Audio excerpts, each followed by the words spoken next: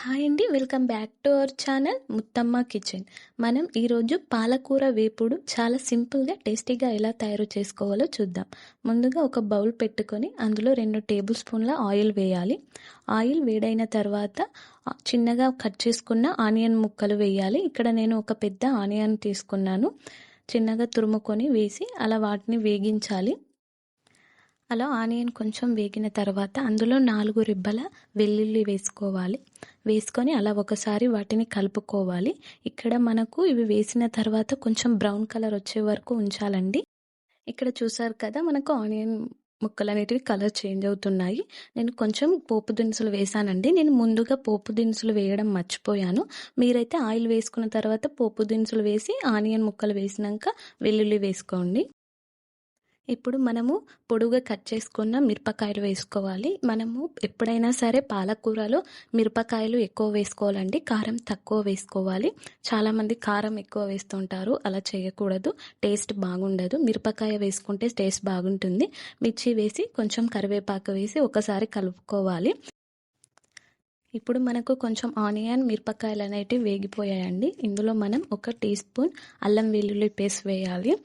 అల్లం వెల్లుల్లి పేస్ట్ వేస్తే మనకు పచ్చివాసన రాదు. అది కొంచెం వేగిన తర్వాత 1 టీ స్పూన్ పసుపు వేసి మనము ఒకసారి అలా కలుపుకోవాలి. ఇంకా నెక్స్ట్ మనం ఇందులో పాలకూర యాడ్ చేయడమే. మనం ముందుగా తరిగి పెట్టుకున్న పాలకూరను యాడ్ చేయాలి. పాలకూరను చాలా చిన్నగా తరిగి పెట్టుకోవాలి. అప్పుడే మనకు తొందరగా అది మగ్గిపోతుంది. చూసారు కదండి, ఇప్పుడు బౌల్ నిండా ఉంది పాలకూర. అది ఒక 5 నిమిషాల్లో ఆఫ్ అయిపోతుంది అన్నమాట. బాగా కలిపేసుకున్న తర్వాత సరిపడా ఉప్పు వేయాలి. మనం ఎప్పుడైనా ఉప్పు కొంచెం తక్కువగా వేసుకోవాలి. ఒకవేళ మనకు సరిపోకపోతే తినేటప్పుడు మనం మళ్ళీ యాడ్ చేసుకోవచ్చు.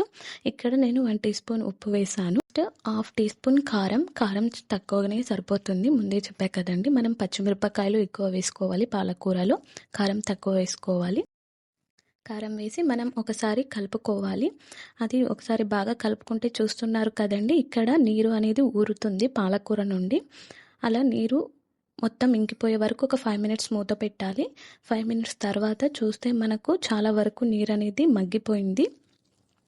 దాన్ని మళ్ళీ కలుపుకోవాలి. ఎప్పుడప్పుడు మనం పాలకూర వేపుడు చేసేటప్పుడు కలుపుతూనే ఉండాలండి. ఎందుకంటే కింద మాడకుండా చూసుకోవాలి. మాడిపోతే మనకు పాలకూర అనేది టేస్ట్ ఉండదు. అందులో లాస్ట్గా మనము కొత్తిమీర యాడ్ చేసాము. పాలకూర ఫ్రై ఇలా చేస్తే చాలా టేస్ట్గా ఉంటుందండి. మీరు కూడా ఒకసారి ఈ విధంగా మీ ఇంట్లో ట్రై చేసి ఎలా ఉందో నాకు కామెంట్లో చెప్పండి. మన ఛానల్ని సబ్స్క్రైబ్ చేసుకొని నాకు సపోర్ట్ చేయండి. Thanks for watching.